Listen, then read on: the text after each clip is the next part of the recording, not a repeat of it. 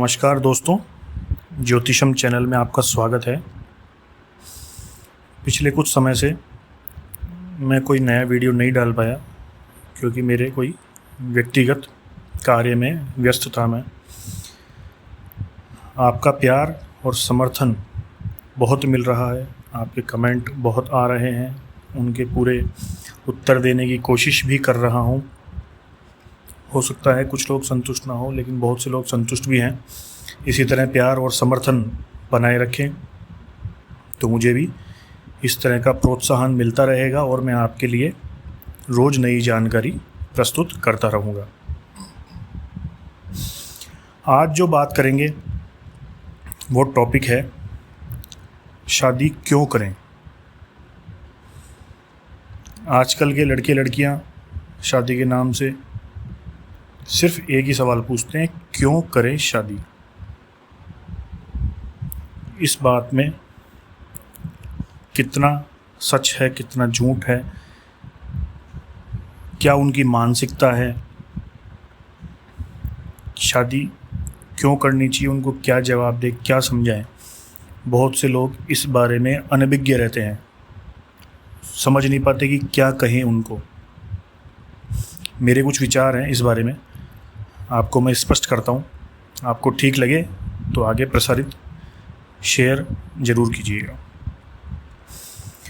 देखो, कुछ लोगों के मन में ये विचार आता है कि शादी क्यों की जाती है। यदि इस बात को गंभीरता से सोचा जाए और इसकी गहराई में जाएं, तो ज्ञात होता है कि यदि समाज में शादी विवाह नहीं होंगे तो वंश की वृद्धि कैसे होगी, परिवार में सदस्यों की संख्या कैसे बढ़ेगी, नए सगे संबंधी कैसे बनेंगे। वास्तविकता यह है कि शादी के बिना हम परिवार और समाज का निर्माण कभी नहीं कर सकते। शादी से ही परिवार का निर्माण होता है। इसी तरह अनेक परिवार मिलकर समाज का निर्माण करते हैं। शादी के बाद लड़की अपने ससुराल जाती है, पति के साथ क्रियाशील होकर संतान को उत्पन्न करती है। संतान उत्पत्ति से परिवार का क्रम निरंतर आगे बढ़ता है, समाज में मान और प्रतिष्ठा प्राप्त होती है। ये सब कुछ शादी पर ही निर्भर करता है।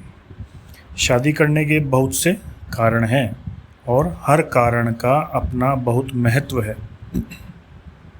शादी के बाद लड़की को एक परिवार मिलता है, वह उसकी जीवन भर देखभाल करती है। परिवार के सदस्यों का पालन पोषण भी वह करती है। इसके फलस्वरूप परिवार के सदस्य उस स्त्री की संपूर्ण रूप से जिम्मेदारी भी उठाते हैं। ऐसा नहीं है कि परिवार वाले कुछ नहीं करते। जो लड़की शादी होकर के आती है उसकी जिम्मेदारी पूरा परिवार उठाता है, उसे मान सम्मान देकर प्रसन्न रखते हैं। शादी का यह महत्व मानते हुए ही इसे 16 संस्कारों में महत्वपूर्ण संस्कार माना गया है। समाज में रहने वाले आदमी पर बहुत सारी जिम्मेदारी होती है। उन जिम्मेदारियों को पूरा करने में उसका जीवन साथी उसका साथ देता है। शादी के बाद यही देखा जाता है कि आदमी ने अपने परिवार, समाज और देश के प्रति किन किन कर्तव्यों का पालन किया है, वह पारिवारिक और सामाजिक दायित्वों को कितने अच्छे तरीके से पूरा कर रहा है। उसकी यह जिम्मेदारी मुख्य रूप से अपने माता पिता, भाई बहन, रिश्तेदार, पत्नी, बच्चे आदि के प्रति किस तरह का व्यवहार रहता है, यह देखा जाता है। इस प्रकार के कर्तव्यों को पूरा करने के लिए प्राणी का जन्म होता है। वास्तविकता यही है। शादी के साथ ही आदमी का दाम्पत्य जीवन आरंभ हो जाता है और वह उन्हें किस तरह वहन करेगा, उस पर आने वाली जिम्मेदारियों का बोझा उसकी समझ और व्यवहार पर निर्भर करता है। इस कार्य में पुरुष को अपना सुख और स्वार्थ दोनों छोड़ने पड़ते हैं। फेरे की अग्नि का भी अपना ही महत्व होता है। वह सभी दोषों विकृतियों को भस्म कर देती है। शादी के फेरे लेते समय लड़का लड़की के दोष भी अग्नि में जल जाते हैं। पंडित जी द्वारा बोले गए मंत्रों से सभी प्रकार की अशुभता का निवारण होता है और सुखी दाम्पत्य जीवन की नींव रखी जाती है। शादी के बाद जब जिम्मेदारियां आ जाती है, नवीन प्रकार की जिम्मेदारियां आती है वास्तव में, तो अकेला व्यक्ति उन्हें अच्छी तरह से पूरा करने में असमर्थ होता है। इसलिए पत्नी को भी अपने पति का पूरा साथ देना चाहिए। दोनों के उद्देश्य एक ही होने चाहिए। यदि दोनों का आपस में तालमेल नहीं होगा तो परिवार में बिखराव की स्थिति बन जाती है। आदमी के पीछे पूरा परिवार होता है। उसे अपनी पत्नी और अन्य सदस्यों के मध्य तालमेल बिठाकर परिवार को चलाना होता है। परंतु पत्नी इस बात को समझती नहीं है और वह सिर्फ अपना सुख देखती है और घर में झगड़ा शुरू हो जाता है। ऐसी स्थिति में लड़का फंस जाता है और दुविधा में पड़ जाता है। दूसरी तरफ एक लड़की अपना घर छोड़कर आती है तो लड़के का उसके प्रति पूरा दायित्व बनता है। पति पत्नी के मध्य अटूट संबंध विवाह को सार्थक सिद्ध करते हैं। व्यक्ति का अपनी पत्नी के प्रति तो दायित्व बनता ही है, लेकिन सर्वप्रथम दायित्व अपने माता पिता के प्रति बनता है, जिन्होंने उसे इस लायक बना दिया कि किसी और की लड़की का वह जीवन भर पालन पोषण कर सके। आजकल देखा जाता है कि शादी के बाद बेटा अपने माता पिता का अनादर करने लग जाता है। जब उनको देखभाल की ज़रूरत होती है तब बेटा उनकी देखभाल नहीं करता। कुछ लोग तो अपनी शादी के बाद अपनी पत्नी के इतने गुलाम हो जाते हैं कि अपने माता पिता से भी अलग हो जाते हैं। वो अपनी पत्नी के शारीरिक आकर्षण के वशीभूत होकर उसकी सेवा में इतने मग्न हो जाते हैं कि माता पिता को दुख झेलने के लिए छोड़ देते हैं। बेटे की शादी में माता पिता अपनी सारी बचत को खर्च कर देते हैं। वो भी कम पड़ जाता है तो कर्जा भी लेना पड़ता है कहीं से। अपनी आने वाली बहू से उम्मीद भी करते हैं कि वह बुढ़ापे में उनकी सेवा करेगी, परंतु होता कुछ और ही है। बेटा शादी के कुछ समय बाद ही अपनी पत्नी को लेकर अलग हो जाता है। यह सब देखकर माता पिता के दिल पर क्या गुजरती है इसका अनुमान तो कोई भी नहीं लगा सकता। इसलिए शादी का वास्तविक अर्थ अपने माता पिता की सेवा ही है, जो पति और पत्नी दोनों का वास्तविक धर्म बनता है, कर्तव्य बनता है। वैसे भी देखा जाए तो बुजुर्गों की सेवा करना बहुत पुण्य का कार्य होता है, तो अपने माता पिता की सेवा करने में क्या परेशानी है। किसी नई लड़की के कहने मात्र से लड़के अपने कर्तव्य से विमुख कैसे हो जाते हैं। भगवान स्वयं इस पृथ्वी पर साक्षात विद्यमान नहीं है, परंतु वे हमारे माता पिता बुजुर्गों के रूप में उपस्थित हैं। माता पिता की सेवा करने का तात्पर्य भगवान की सेवा करना ही है। चाहे भगवान की पूजा न करें, परंतु केवल माता पिता की सेवा कर लें तो वही भगवान की पूजा होती है।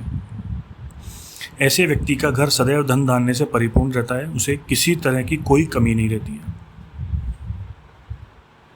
उसके प्रारब्ध के कारण उसे कोई पीड़ा भोगनी पड़ रही हो तो वो अलग बात है। प्रारब्ध के कारण मतलब पिछले कर्मों के कारण यदि वह पीड़ित हो या किसी तरह से परेशान हो तो वो एक अलग बात है। इसलिए माता पिता की सेवा का अवसर नहीं छोड़ना चाहिए। अनेक परिवारों में देखने को मिलता है कि लड़के का व्यवहार शादी के बाद अपने छोटे भाई बहनों के साथ भी बदल जाता है। उनमें निरंतर दूरी बनती जाती है। फिर वह अपनी पत्नी को ही अपना परिवार मानने लगते हैं। एक माता पिता से उत्पन्न होने के बाद भी वो दूसरों जैसा व्यवहार करने लग जाता है। यह देख उसके भाई बहन को बहुत दुख होता है, क्योंकि वो अपने भाई से इस प्रकार की उम्मीद नहीं करते हैं। शादी के बाद सभी अपने अपने स्वार्थ को देखने लगते हैं। उन स्वार्थों की पूर्ति करने में वे आपसी रिश्ते भूल जाते हैं। कहीं कहीं तो बात इतनी बढ़ जाती है कि भाई बहन आपस में कई सालों तक बात नहीं करते हैं। बहुत से उदाहरण हैं ऐसे। परंतु उनके घर में कोई काम पड़ता है या कहीं अटक जाते हैं तो सबसे पहले भाई बहन ही याद आते हैं, जब तक बहुत देर हो चुकी होती है। इसलिए अपने परिवारजनों, रिश्तेदारों, भाई बहनों से कभी भी दूर नहीं होना चाहिए। अपनी तरफ से कभी भी रिश्ते बिगाड़ने की कोशिश नहीं करनी चाहिए। यदि आपके भाई बहन किसी परेशानी में आ जाएं तो तुरंत उनकी सहायता करनी चाहिए। यही आपका वास्तविक धर्म बनता है। शादी के बाद सबसे पहले संतान उत्पत्ति की क्रिया होती है। सभी परिवारजनों की यही उम्मीद रहती है कि शादी के बाद जल्दी से जल्दी एक संतान हो जाए तो घर में हंसी खुशी का माहौल हो जाए।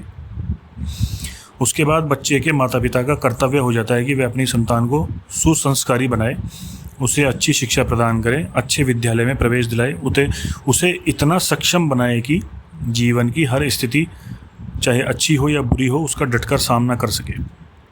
समाज में परिवार का नाम रोशन करते हुए उन्नति के पथ पर आगे बढ़ता जाए। बच्चे की उन्नति की सबसे अधिक खुशी परिवारजनों को ही होती है, परंतु इस स्थिति तक आने के लिए माँ बाप को बहुत संघर्ष करना पड़ता है। कई बार वह अपना सुख भी त्याग कर देते हैं, कर्ज भी लेना पड़ता है, क्योंकि विशेष क्षेत्र में अध्ययन करना बहुत महंगा पड़ता है। जीवन की प्रतिस्पर्धा में आगे बढ़ने के लिए शिक्षा बहुत आवश्यक तत्व है। इसी के साथ बच्चों की दिनचर्या, बाहरी व आंतरिक गतिविधियों पर भी ध्यान देना चाहिए। उनकी संगत पर भी नज़र रखनी चाहिए। अनेक बार ऐसा भी होता है कि माता पिता बच्चे की पढ़ाई पर लाखों रुपए खर्च कर देते हैं और बच्चे गलत संगत में पढ़कर अपने पिता के पैसे तो खराब करते ही हैं, साथ में अपना भविष्य भी खराब कर लेते हैं। इसलिए पैसे खर्च करने के साथ साथ उनको अच्छे संस्कार भी देने चाहिए,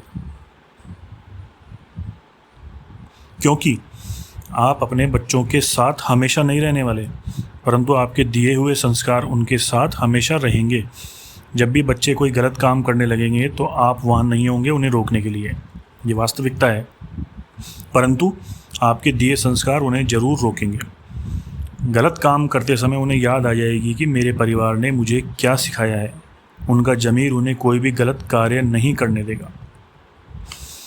आज किसी भी व्यक्ति का संपूर्ण जीवन परिवार की जिम्मेदारियां पूरी करने में ही निकल जाता है, परंतु इस कार्य को भी वह बहुत मन से और खुशी से करता है। जीवन में अपने द्वारा किए गए अच्छे बुरे कार्य का हिसाब उसे किसी न किसी को तो अवश्य देना ही है, परंतु यदि किसी और को अपने कर्मों का हिसाब देने से पहले खुद ही अपने कर्मों का आकलन कर ले तो स्वतः ही सब कुछ ठीक हो जाएगा और उसका वैवाहिक जीवन, पारिवारिक जीवन, व्यावसायिक जीवन सब कुछ अच्छा चलने लग जाएगा। कहीं किसी तरह की कोई परेशानी नहीं आई होगी। शादी क्यों करें, इस बारे में मेरे ये विचार थे।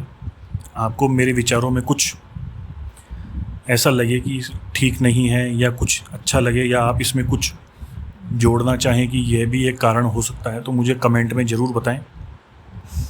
इस वीडियो को शेयर करें, चैनल को सब्सक्राइब करें और अपने सगे संबंधियों, रिश्तेदारों, भाई बहनों तक ये बात पहुंचाएं, ताकि वो भी अपने में यदि कोई कमी है तो उसको सुधार सकें, पारिवारिक रूप से सुदृढ़ और संपन्न मजबूत बन सकें। धन्यवाद।